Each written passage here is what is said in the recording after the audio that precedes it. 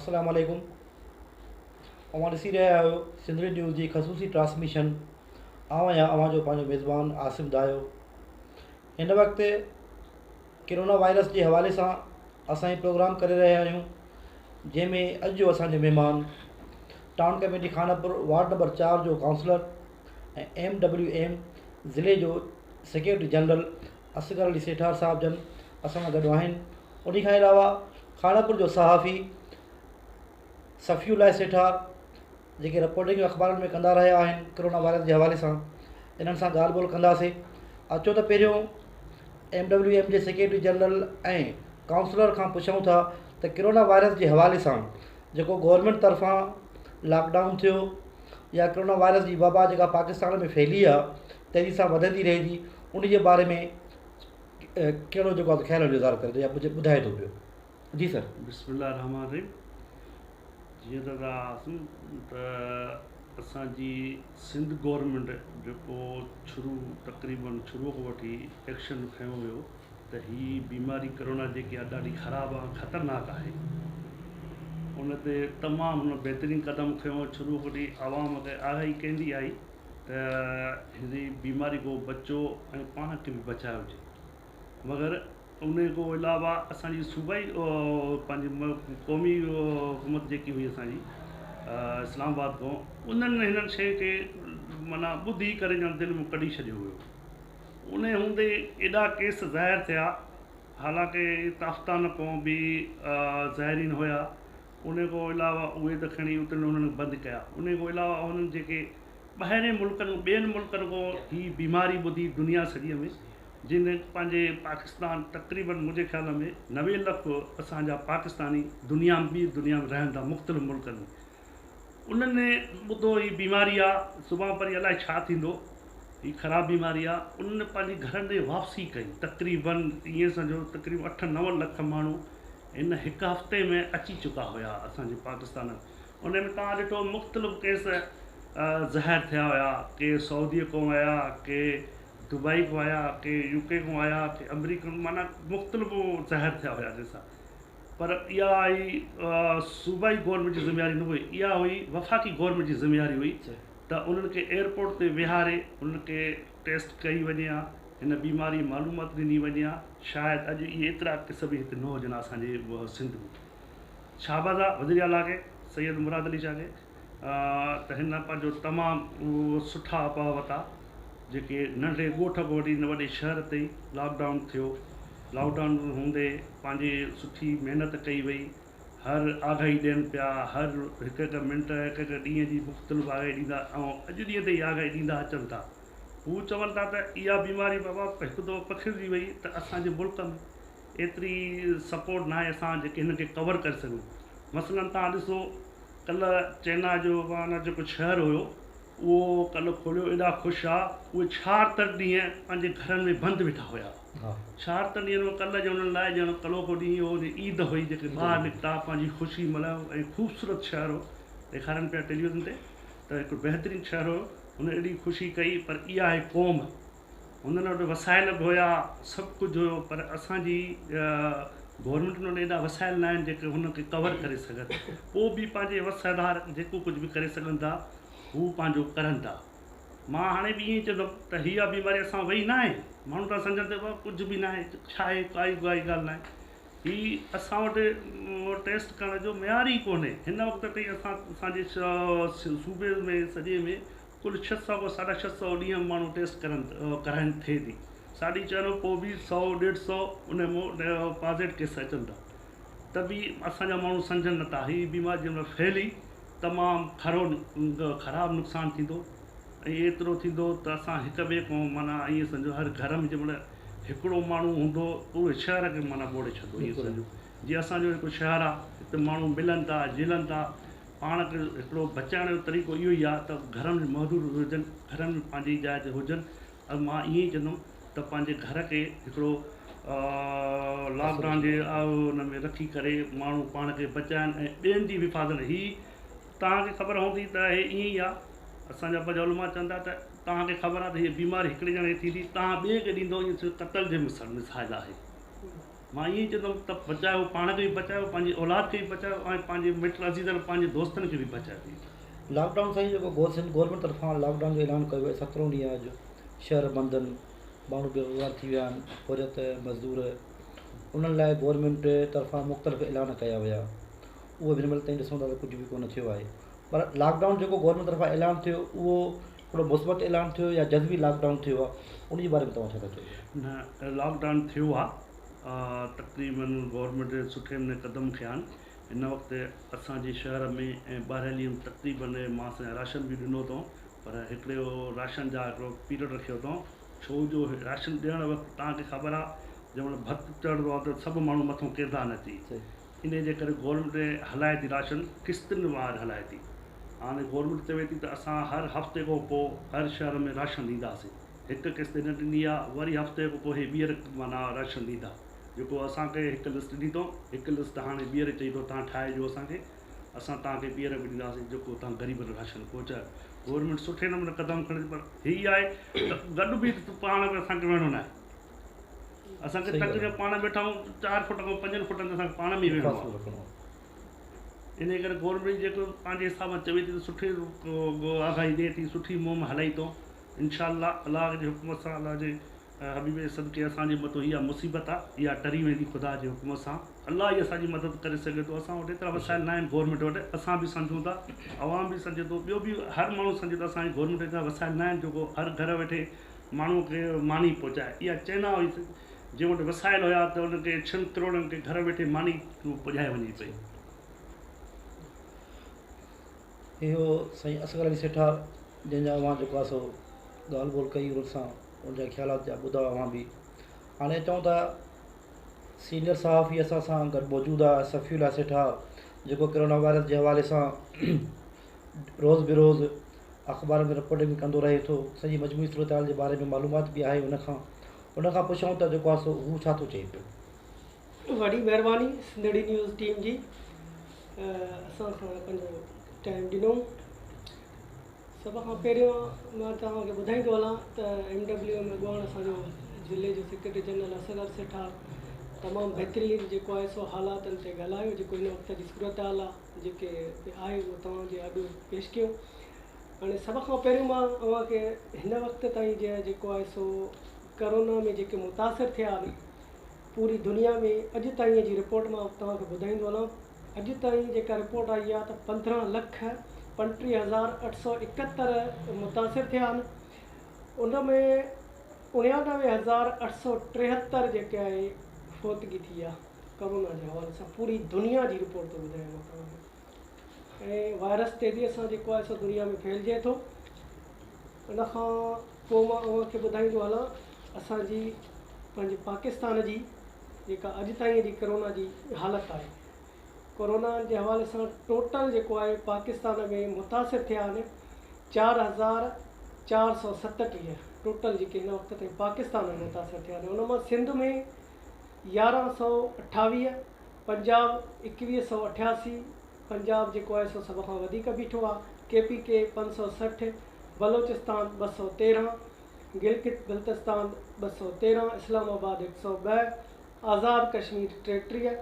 इन मां हिन वक़्त ते अॼु ताईं जी जेके सिहतयाब थिया आहिनि 572, इहा बि असांजे लाइ हिकिड़ो ख़ुशीअ जी ॻाल्हि आहे। जेके थिया आहिनि मुतासिर, उन मां वरी सिहतयाब बि थिया आहिनि ऐं फ़ौत थियल आहिनि उहे 64।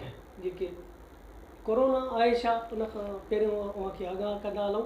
कोरोना हिकिड़ो वायरल डिज़ीज़ आहे, बीमारियूं जाम आहिनि। वायरल डिज़ीज़ जेका हिक ॿिए खां मुंतक़िल थींदी आहे, वायरल हिक ॿिए खां मुंतक़िल जॾहिं थिए थी, उहा क़िस्मनि तव्हांखे ॿुधाईंदा हलूं त क़िस्मनि हिकिड़ी हवा जे ज़रिए बि थींदी आहे। हीउ वायरस जेको आहे सो डॉक्टरनि ॿुधायो आहे या पंहिंजे हिन जे साइंसदाननि ॿुधायो आहे त हथ मिलाइण सां, इन जे करे शुरूअ में ई जेको आहे सो डॉक्टरनि या दुनिया तंबीह कई, WHO जेको आहे पंहिंजो प्रोग्राम ॾिनो त हिन वक़्त ताईं कोई बि इलाजु न आहे। सभ खां पहिरियों इलाजु आहे सोशल डिस्टेंस, उन खां वधीक कोई बि इलाजु न आहे। इन जे करे पूरी दुनिया जेको आहे पंहिंजा शहर लॉकडाउन करे छॾिया। सभ खां वधीक हिन वक़्तु मुतासिर जेको थियो आहे न्यूयॉर्क में, पंहिंजो अमेरिका, इटली, इहे मुल्क घणा मुतासिर थिया आहिनि। स्पेन, चीन थियो पहिरियां। चीन पंहिंजे एहतियाती तदाबीरूं करे पंहिंजो हिन वक़्तु मां सम्झां थो जंहिंखे असां हिन वक़्तु करोना खां फातह करार ॾेई सघूं था, करोना जे हवाले सां चीन खे। उन खां पोइ अचूं था पंहिंजे मुल्क ते। पाकिस्तान में जॾहिं कोरोना वायरस जो पहिरियों केस ज़ाहिर थियो त सिंध गवर्नमेंट खे ॾाढो संजीदा ॾिठोसीं। जीअं पंहिंजो वॾे असगर ॻाल्हि कई वफ़ाक़ी हुकूमत जेकॾहिं शायदि इहे क़दम खणी आहे त मां सम्झां थो एॾी ॾुखियाई पेश न अचनि। उनजे बावजूद बि सिंध गवर्नमेंट तमामु हिकिड़ो बहितर क़दम खयो CM साहिबु त बाबा इन जो को हल न आहे। जॾहिं सॼी दुनिया ॾिसो था त लॉकडाउन जी तरफ़ वञे थी त असांखे मजबूरन वञिणो थो पए। माण्हुनि शिकायतूं कयूं, असांजे PM साहिबु जेको आहे इनकार कयो त लॉकडाउन न कयो। हुन चयो त असां वटि वसाइल न आहिनि, असांखे इन खां बिना कोई बि हल न आहे। सो उन लॉकडाउन जे हवाले सां बहितर क़दम खयो। ऐं मुंहिंजे ख़्याल में एज़ अ CM मुंहिंजी ज़ाती राय आहे हुन बहितर क़दम खयां।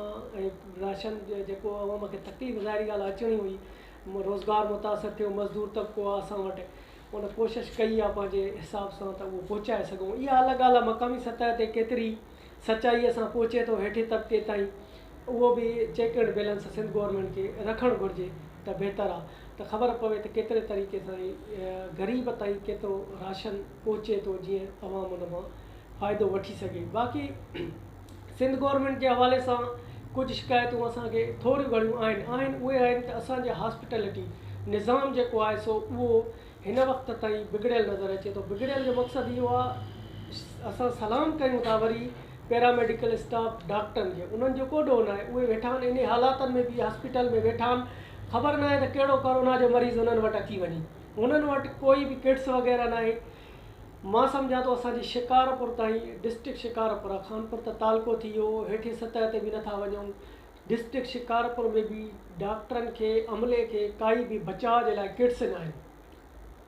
ऐं इवन खानपुर जी मां तव्हांखे अस्पताल जी हालत थो ॿुधायां त हिते अस्पताल अमले खे कुझु बि न आहे पंहिंजे बचाव जे लाइ, कुझु बि न आहे। हैंड सैनिटाइज़र ते अचूं था त उहो हैंड सैनिटाइज़र बि हिकिड़ो MS ऑफिस में पियो आहे, हिकिड़ो MS ऑफिस में पियो आहे। गवर्नमेंट जी माना इन सिर्फ़ु तरफ़ ध्यानु ॾियणु घुरिजे त सभ खां वधीक असांजे लाइ हिन वक़्तु मसीहा आहिनि डॉक्टर, पैरामेडिकल अमलो। जेकॾहिं उहे न हूंदा, पहिरियों उहे मुतासिर थिया ऐं दुनिया में थियो आहे सभ खां वधीक मुतासिर इहो ई तबिको थियो आहे। इहो थियो आहे, इहे असांजे लाइ जेको आहे क़ुर्बानी ॾियनि था अवाम जे लाइ, उनखे ज़रूरत आहे त तव्हां केतिरियूं सहूलियत खानपुर में अलाह साईं ख़ैर करे। खानपुर तालके में मूंखे जेका ज़रियनि वटां ॼाण मिले थी त जॾहिं ख़बर पवनि थी त फलाणे हीअ फलाणे ॻोठनि में शिकायतूं आहिनि, कोरोना जा शक आहिनि, त मजबूरनि डॉक्टर वञनि था, लवाइनि नथा। उन्हनि खे मुंहिंजो सलाम आहे, वञनि था, पर उहे वधि में त उन्हनि खां सिर्फ़ु निशानियूं ॾिसी था अचनि त बाबा हिननि में निशानियूं कहिड़ियूं आहिनि। उन्हनि जी न का स्क्रीनिंग आहे, न का टेस्ट आहे, कुझु बि न आहे, का शइ न आहे उन्हनि वटि, सहूलियत ई न आहे। इवन असांखे इहो बि ख़ौफ़ आहे त अलाए उहे डॉक्टर न मुतासिर थी वञे त असांजो केरु कंदो गणती, जॾहिं डॉक्टर ऐं पैरामेडिकल अमलो ई हिन जो शिकार थी वञे। अलाह साईं ख़ैरु कंदो। उमेदु आहे सिंध गवर्नमेंट खे हिन तरफ़ जेको आहे सो ध्यानु ॾियणु घुरिजे।